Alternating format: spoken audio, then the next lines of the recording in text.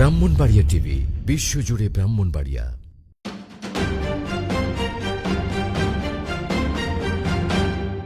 এই ৩১ দফা হচ্ছে এদেশের মানুষের মুক্তির সনদ, ১৮ কোটি মানুষের মুক্তির সনদ।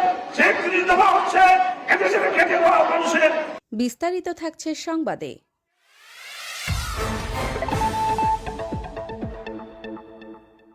৩১ দফা এদেশের মানুষের মুক্তির সনদ। নবীনগরে কর্মী সমাবেশে এম এ মান্নান। ৩১ দফা বাস্তবায়ন শুধু একটি রাজনৈতিক ঘোষণা নয়, এটি এদেশের ১৮ কোটি মানুষের মুক্তির সনদ বলে মন্তব্য করেছেন ব্রাহ্মণবাড়িয়া ৫ নবীনগর আসন থেকে বিএনপির মনোনয়ন প্রত্যাশী ও নবীনগর উপজেলা বিএনপির সভাপতি অ্যাডভোকেট এম এ মান্নান। আজ বৃহস্পতিবার বিকেলে উপজেলার রতনপুর হাই স্কুল মাঠে রতনপুর ইউনিয়ন বিএনপি ও অঙ্গ সংগঠনের আয়োজনে রাষ্ট্র কাঠামো মেরামতের ৩১ দফা বাস্তবায়নের লক্ষ্যে কর্মী সমাবেশে প্রধান অতিথির বক্তব্যে অ্যাডভোকেট এম এ মান্নান এই মন্তব্য করেন। অ্যাডভোকেট এম এ মান্নান বলেন, বিএনপি থেকে যদি আমি দলীয় মনোনয়ন পাই এবং আপনাদের সমর্থনে নির্বাচিত হতে পারি, তবে নবীনগরকে একটি আধুনিক নবীনগর হিসেবে রূপান্তরিত করব। এখানে আধুনিক শিক্ষা ব্যবস্থা, উন্নত স্বাস্থ্যসেবা, নতুন শিল্পাঞ্চল গড়ে তোলা এবং বেকার যুবকদের কর্মসংস্থানের সুযোগ সৃষ্টি করা হবে। নদী ভাঙন ও জলাবদ্ধতা রোধে কার্যকর পদক্ষেপ নেওয়া হবে। তিনি আরও বলেন, নবীনগরের মানুষের সুখ দুঃখে আমি সবসময় পাশে ছিলাম, আগামীতেও থাকব। আপনাদের দোয়া ও সমর্থন নিয়ে আমরা ইনশাল্লাহ পরিবর্তনের রাজনীতি প্রতিষ্ঠা করব। এ সময় তিনি বিএনপির দলীয় মনোনয়ন পেতে সকলের দোয়া ও সহযোগিতা কামনা করেন।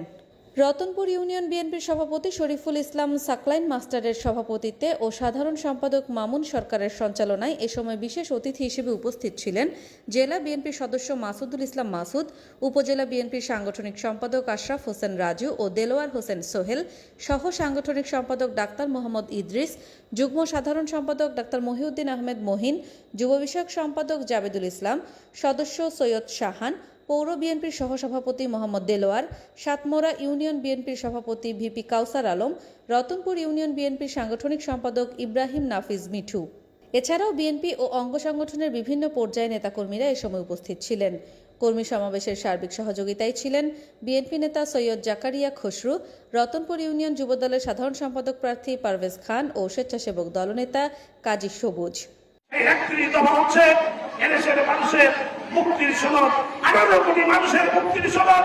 ৩৬ দফা হচ্ছে এদেশের খেটে খাওয়া মানুষের কল্যাণের কথা বলা হয়েছে।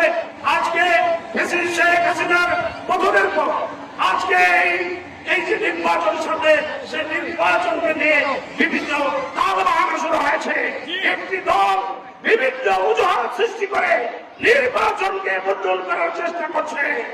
আমরা বলতে চাই, শেখ হাসিনা ১৭ বছর এদেশের মানুষের ভোটের অধিকার হরণ করেছিল। আজকেও দেখা যায় একটি দল এই দেশে ভোটকে ভুলদুল করার জন্য চক্রান্ত করছে। কখনো তারা পিয়ার পদ্ধতির কথা বলে, কখনো বিভিন্ন অজুহাত সৃষ্টি করে এদেশে নির্বাচন পেছানোর চেষ্টা করছে।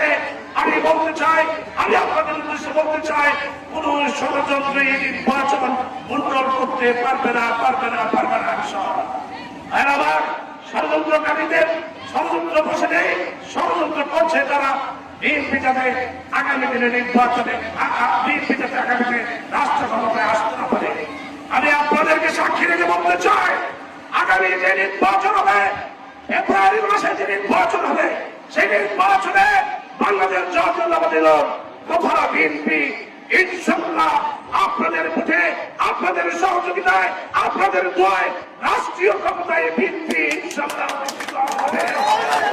নবীনগর থেকে নিজস্ব প্রতিনিধির পাঠানো তথ্যচিত্রে ব্রাহ্মণবাড়িয়া টিভি।